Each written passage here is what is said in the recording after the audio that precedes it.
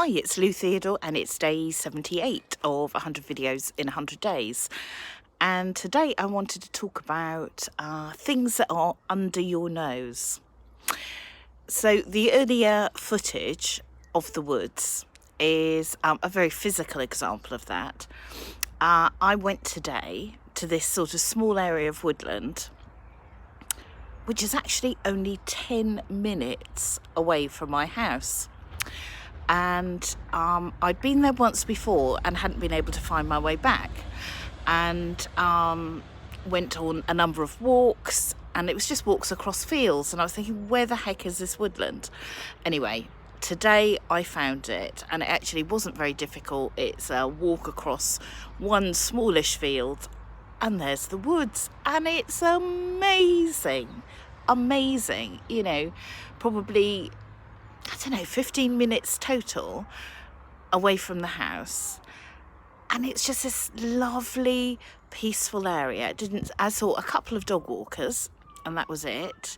Loads and loads of birds, rabbits there, beautiful old trees, amazing, right under my nose. And I was having a chat with somebody yesterday, and we were talking about doing blogs. And again, this thing about actually the answer is right underneath your nose came up, because we were talking about blogs and subjects of blogs and writing or posting articles on Medium, that sort of thing.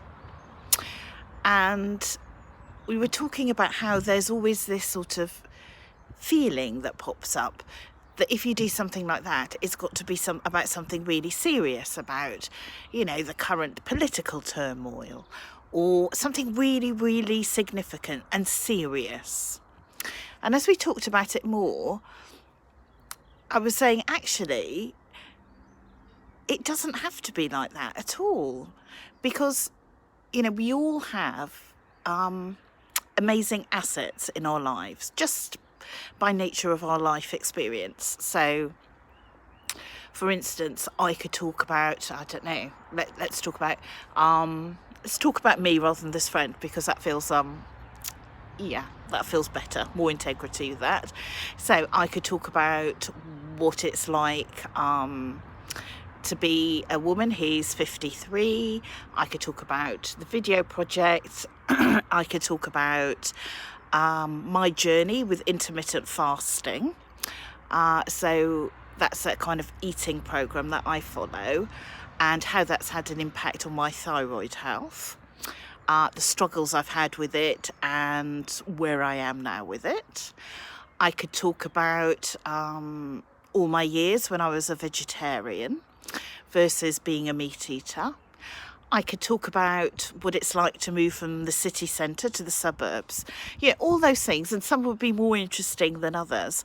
But actually, there's a kind of nugget of helpfulness probably for somebody else in all of them. And when we say, oh, you know, but I haven't got anything to write about, it's underneath your nose, it's in your, excuse me, it's in your life story, it's in your experiences. You know, maybe you're brilliant at gardening, maybe you know how to upcycle furniture, maybe you just know how to live really thriftily. Maybe you've got some experiences you'd like to share about, I don't know, living with anxiety. Maybe you'd like to talk about a childhood living abroad, whatever it could be. All that stuff, they're interesting stories in themselves, but they're also the material that can help other people, that will be interesting to other people. You know, there are other people. We all have things that we do very naturally without thinking very much. So an example for me now is drawing in public. I don't have a lot of thinking around that, and it's something that feels very natural to me. But I'm very aware that that has developed over quite a long period of time, and actually some of the tips and skills and things I do without thinking could actually be really useful to impart to other people.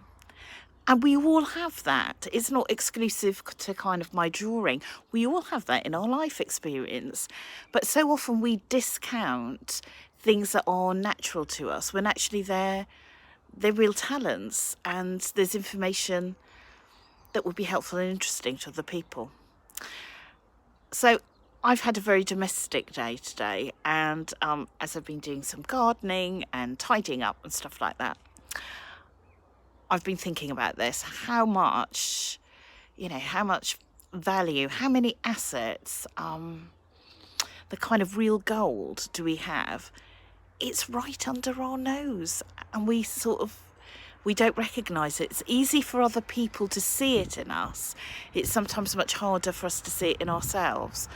But it would be such a good exercise to sit down and actually think, what do I do without thinking? What do I do really, really easily? And could that be of use or interest to somebody else who doesn't do that so naturally and easily? And bingo, there's your Medium article, there's your blog post.